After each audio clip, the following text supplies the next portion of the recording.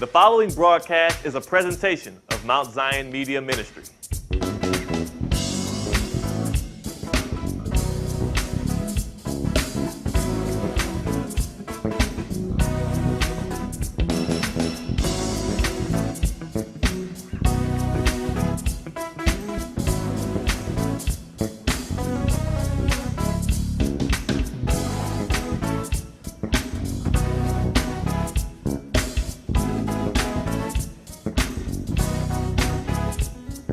Sermon this morning, David's wake-up call.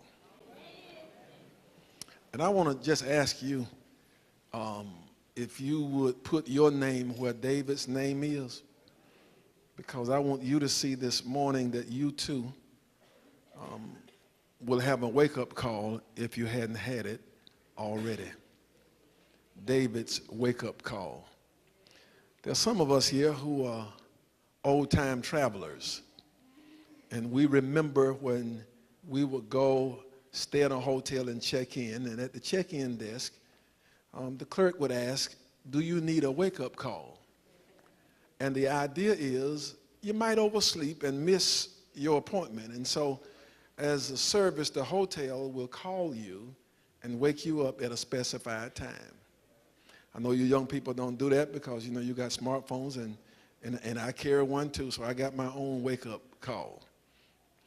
But while it means that literally, it has also come to mean over the years the idea that something happens in your life that wakes you up to a reality that had always been there, but for whatever reason, you did not recognize it, you did not appreciate it, you did not understand it. But whatever the incident, whatever the situation was, it served as a wake-up call to make you alert and sensitive to a particular reality. I'll make that make sense in a minute. And I want to say to you that there was a reality in David's life that as I put myself in David's place, there is a chance that that reality might not have been at the forefront of David's mind when he woke up. But then David got a wake-up call, and all of a sudden, life looked different for him. So, if you would, look at Psalm 103 again, and let me hasten to share you what this wake-up call is for David. And as I talk about David's wake-up call, I need you to find your own situation. At the top of Psalm 3, in some of your Bibles, there's a heading, and the heading gives us the summation, if you will, of this psalm. And in my Bible, it says, a psalm of David. That's who wrote the psalm. When he fled from Absalom, his son. That tells us the occasion of the writing. That suggests that David didn't just sit down one day out of his creative mind and write this song without having some experience attached to it. But while going through something, this particular situation that he was going through brought to his reality the words that he penned in this song. And so let me just walk through the background for this particular psalm. Absalom was David's son. And don't read it now, but when you get home before you go to bed, read 2 Samuel chapter 13 through 18, and you will see everything that I'm getting ready to say. Beyond the shadow of a doubt, David and everybody who knew David understood that favor was on David, that God's hand was upon him. The favor started when he was a little boy, 15, 16 years of age, when Samuel showed up at his house to anoint Israel's next king to replace Saul. Jesse had 8 sons, and Samuel tried to anoint all 7, but wanted to ignore the 8th, the baby boy David. But because favor was on David, the oil wouldn't pour until Jesse got David, and David was anointed as Israel's new king. And then you follow the life of David and you see God's hand.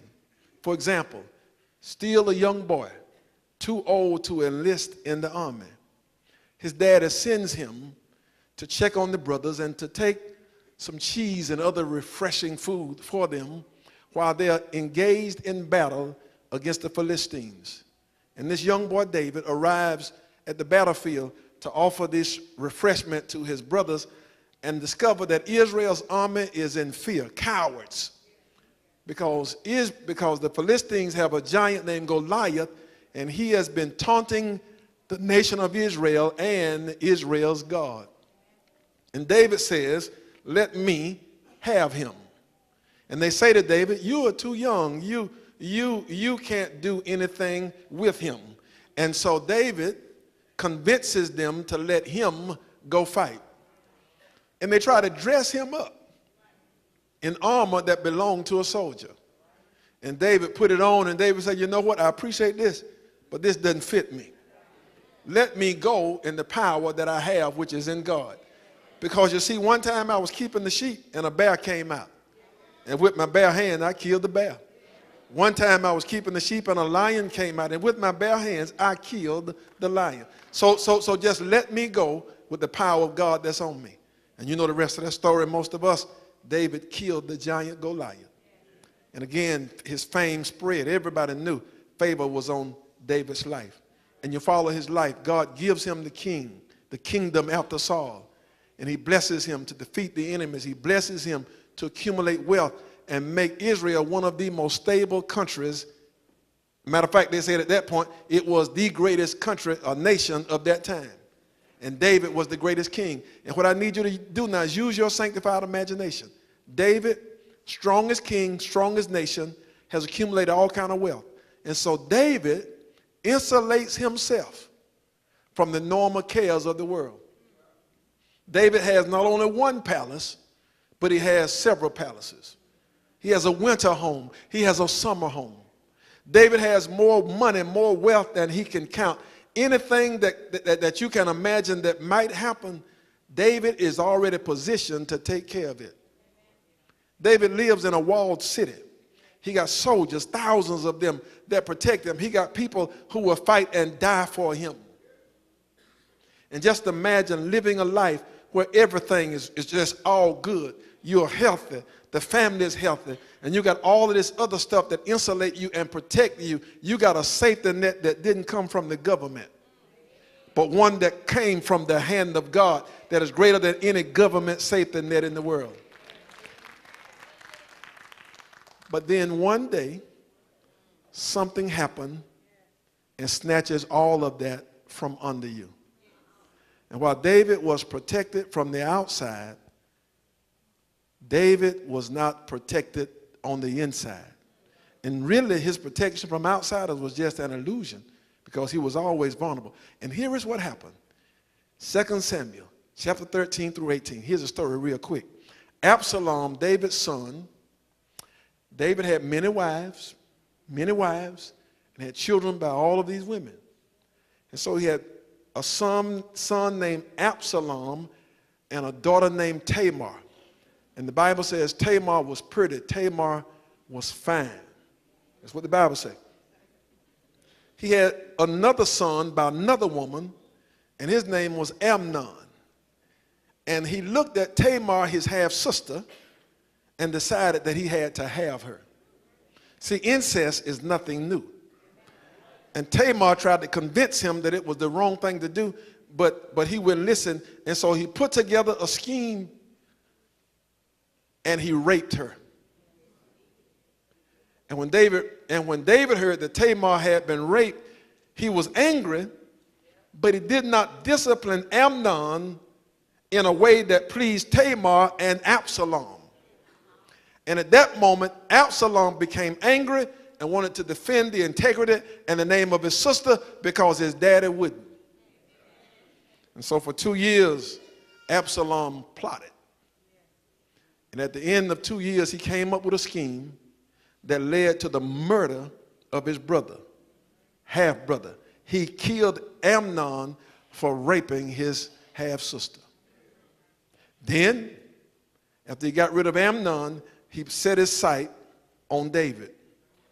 And through a series of manipulations, and let me just make it plain, through a series of backstabbing experiences, of undermining the integrity and leadership of David, Absalom got the nation of Israel to follow him.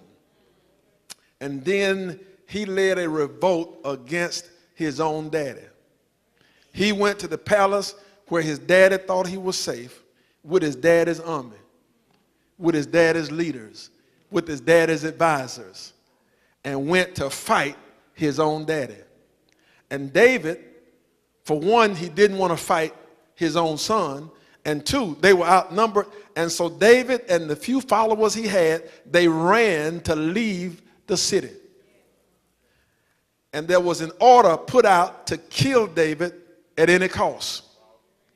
Ahithophel, who was an advisor of David, and now he's an advisor of Absalom, he is leading the effort, giving Absalom the instructions: get him, kill him, wipe him out. And so as a result of that, David is now running for his life. And as he's running, going from city to city, place to place, all those who really didn't like him, but were scared to say something because he was so powerful, now they are picking at him. Now they are messing with him, letting their true feelings be known. So David is on the run. The army is after him. He's got about 600 men with him. But Absalom got thousands of soldiers, and they are looking for David. And David and his men are running and hiding. And so in one day, David goes from sleeping in the palace with all of this wealth, all of this security, everything that he had, and all of a sudden it's snatched out from under him. And he finds himself not sleeping in a fine bed, but sleeping on the ground under the canopy of the stars instead of a palace.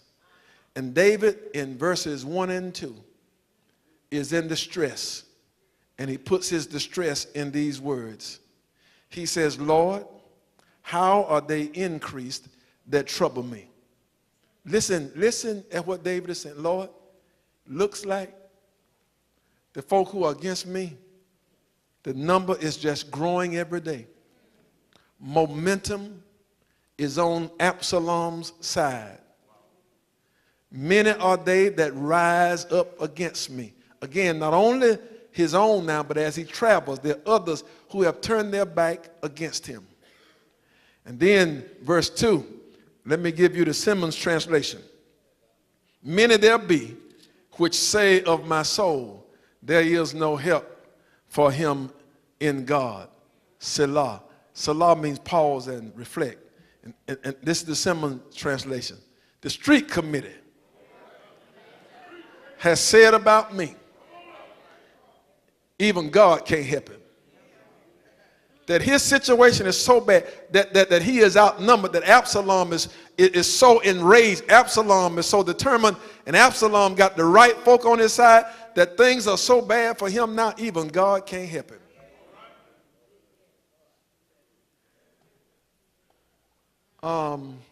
Can I ask you to do something for me?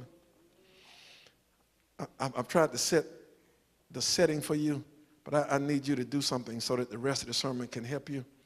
I need you to have a Salah moment. I need you to write your own verse 1 and verse 2 in your mind, in your heart. Just paint the picture before you. What is a situation?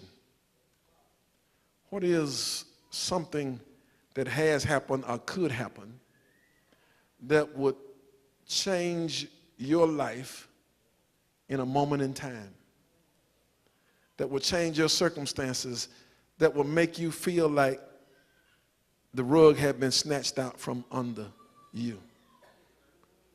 Write that thing that stresses you, that thing that you fear, that situation. Write that person. Whatever it is, write it. Because I want to help you deal with it for the rest of this sermon. You got to identify your Absalom before I can help you. Because you do know that you have one and I have one. David's was Absalom, but we got to find out what ours is. And you got to name it. Could the situation that snatches the stability and the security from under you, not be a son who rebels, but could it be a divorce? Could it be the losing of a secure job? Could it be the end of a relationship? Could it be a word from the doctor that says can't do anything for you? Could it be the death of a loved one? Could it be a rebellious child? Could it be some financial calamity? Could it be whatever? And while you're thinking, let me share this with you.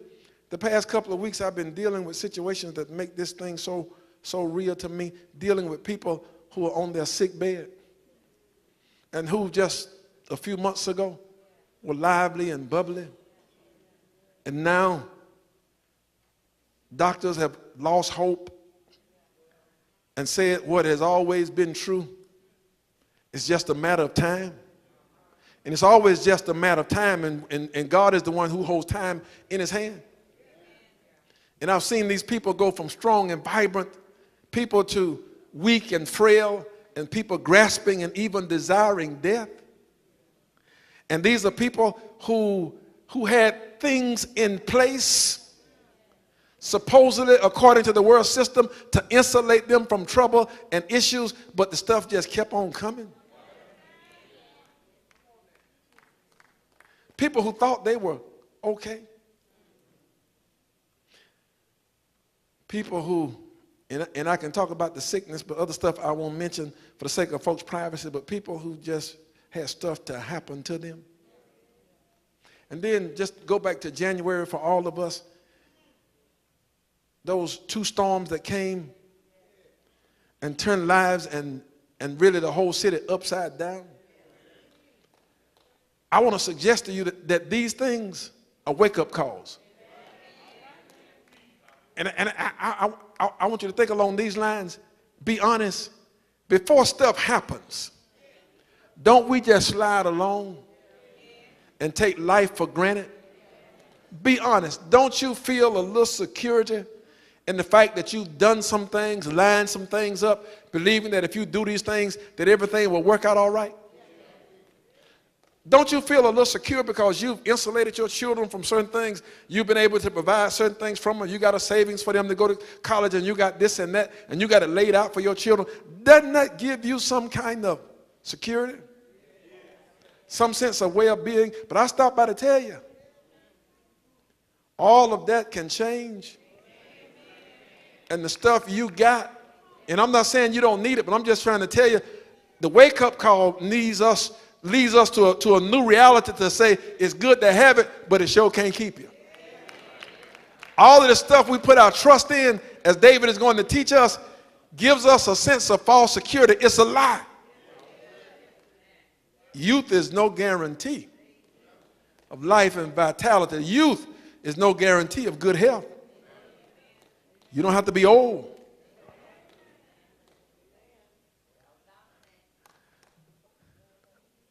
Listen at David's reality.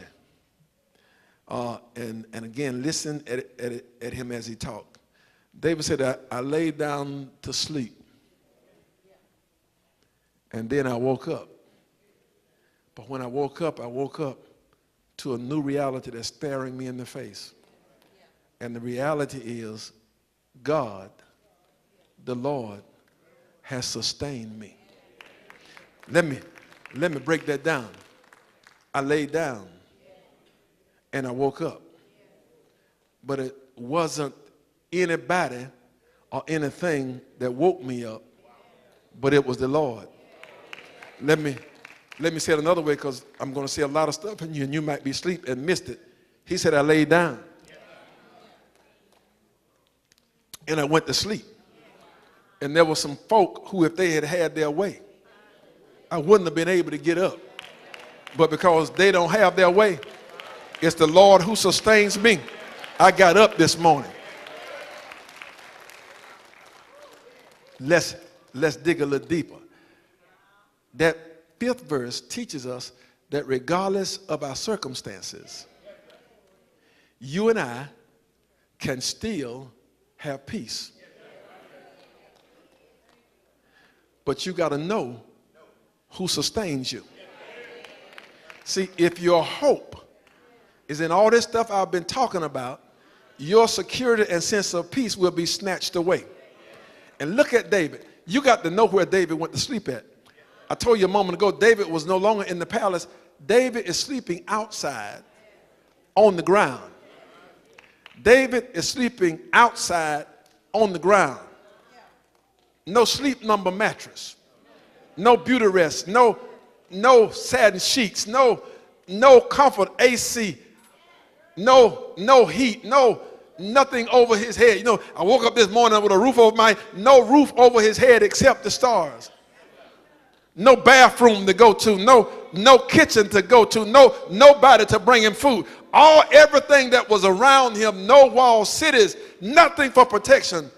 But he said, I woke up this morning and I realized that I am still here and I'm cool, even though all the stuff I thought was keeping me is gone, but I'm still cool. I still got my peace. I still got my joy, because what this situation made me realize is none of this stuff was keeping me. None of this stuff was the real source of my joy and my peace, but my source was God who sustained me. And can I tell you something? Some of us won't come to this point and realize that God is all we need until God is all we got. And I'm trying to tell you before it happens that we need to come to a place where we recognize where our real help is. Because see, I don't want you to be tore up from the floor up, falling out as people who have no hope when stuff happens, when it's gone, because there is a good chance that it might be gone. I don't care how well you plan, there's a good chance that it might be gone. I don't care how healthy you are now. Tomorrow, stuff can be different. I don't care how good your children are now. That don't mean they're going to always be good. I don't care how healthy that relationship is. That you got to know who sustains you. And so David said, I woke up this morning, and like never before, I know who sustains me. I'm almost there. Look at verse 6 and see what David said. David said, I will not be afraid of 10,000s of people. They have set themselves against me round about me. David is trying to paint a picture. He says, now I'm asleep. I got 600 boys with me. But now my son got tens of thousands. And they are all around me. They're everywhere. They're searching for me. But David said, I'm still cool. I won't be afraid. When your faith and hope is in God, it drives out fear. Why? Because you understand that God with you is greater than all of them against you. Greater is he that is in me and they that are against me. And so what saints got to do is learn how to count. We don't know how to count. We start counting up what's against us. And with David, the numbers are high, tens of thousands against him. But then David count one who's for him. And you see, you got to learn how to count.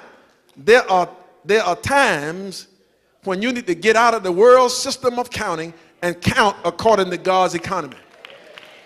The world system, the greater number rules. But in God's economy, one is the biggest number. Always. One, God, is always bigger than everything and everybody else. And anytime you got one, the number one, God on your side,